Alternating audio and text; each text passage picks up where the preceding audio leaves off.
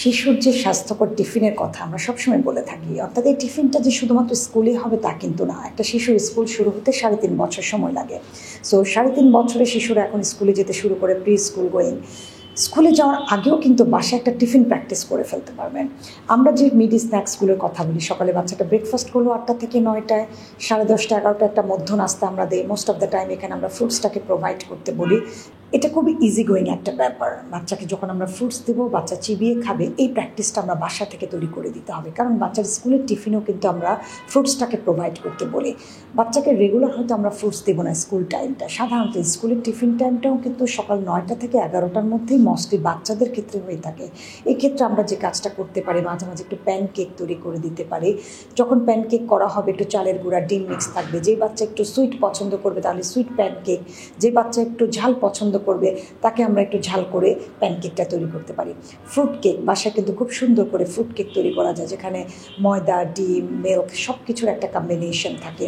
এছাড়া ফ্রুটস দিয়ে তৈরি একটু কাস্টার্ড করে দেওয়া যায় বাচ্চাকে। অর্থাৎ যে টিফিনটাই আমরা দিব, এটাকে হেলদি ওয়েতে আমাদেরকে করে দিতে হবে। সাধারণত স্কুল টিফিনে বাচ্চাদেরকে অনেকে ভাজা পোড়াটা বেশি প্রোভাইড করে থাকেন। এটা উইকলি একদিন হতে পারে। যেমন আপনি ব্রেডটাকে ডিম দিয়ে টোস্ট করে দিতে পারেন আপনার বাচ্চাকে হেলদি ওয়েতে। সুজিকে আপনি জাস্ট বরফি করে, অর্থাৎ একটু শক্ত করে, আমরা যে হালুয়া বলে থাকি, সুজির হালুয়া, বুটের হালুয়া, যেটা টিফিন বক্সে খুব ইজি গোয়িং হবে, বাট এটা খুব হেলদি হবে। এগুলোতে একটু ঘি, বাদাম, খেজুর, ফ্রুটস ইউজ করে ডেজার্টটাকে আপনি আপনার বাচ্চাকে কিন্তু টিফিনে দিয়ে দিতে পারেন। এছাড়া যেসব বাচ্চা সবজি খেতে চায় না, সেক্ষেত্রে আমি সবজির পাকোড়া অথবা সবজি দিয়ে কাটলেট, বা যারা ফিশ খায় না তাদেরকে বলি যে ফিশ দিয়ে কাটলেট করে বা আপনি কাবাব করে আপনার বাচ্চাকে দিতে পারেন। এবং এটা অবশ্যই ডিপ ফ্রাই হবে না, শ্যালো ফ্রাই করতে হবে। ডিম এবং আলু দিয়ে মিক্সড করে আপনি কিন্তু ডিম চপ বা আলুর চপটা খুব সুন্দর করে আপনার বাচ্চাকে দিতে পারেন। এর সাথে আপনি একটা ফ্রুটস প্রোভাইড করতে পারেন। যেসব বাচ্চা মিল্কের সার্ভেট পছন্দ করেন, আপনি প্যাকেটের একটা মিল্ক বাচ্চাকে কিন্তু দিয়ে দিতে পারেন স্কুলে টিফিনে খাওয়ার জন্য, অথবা ইয়োগার্ট দিয়ে দিতে পারেন। বাচ্চা যেন একটা ইয়োগার্ট, তার সাথে যদি একটা ব্যানানা দেন, একটা হেলদি টিফিন কিন্তু হলো। যাদের টিফিন পিরিয়ডটা হয়ে যায় দুপুরবেলা, অর্থাৎ দুপুর 2টা 2:30টার দিকে, তখন তাকে আসলে একটা লাঞ্চই প্রোভাইড করবেন। সেটা বাসায় তৈরি করা একটা ভাত ভাজি বা আমরা ফ্রাইড রাইস বলে থাকি। সুন্দর 2টো চিজ এগ দিয়ে স্যান্ডউইচ করে দিতে পারেন আপনি। নর্মালি আপনি তাকে যেমন রুটি দিয়ে রোল করে ভেজিটেবল দিয়ে বাচ্চাকে দিতে পারেন।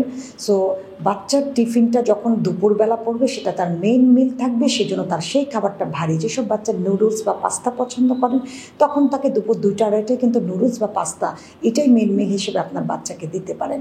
যেই বাচ্চা স্কুলে যাওয়ার সময় যদি ভারী খাবার খেয়ে যায়, সে দুটো যদি হালকা খাবার খেতে চায়, তাহলে আসলে ফ্রুটসের সার্ভিং এটা দেওয়াটাই ভালো। বা সিঙ্গেল ফুড, এক পিস ব্রেড দেওয়া যায়, সেই ব্রেডের সাথে আপনি একটু বাটার জ্যাম দিয়ে দিলেন, একটা ডিম সেদ্ধ করে আপনার বাচ্চাকে দিয়ে দিলেন।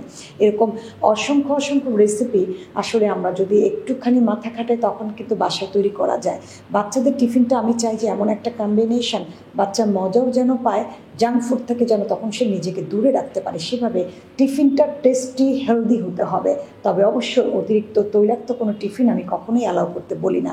সিজনাল ফ্রুটস, ভেজিটেবল এবং দৈনন্দিন খাবারের তালিকা থেকে তার টিফিনটাকে তৈরি করা দেওয়ার চেষ্টা করবেন।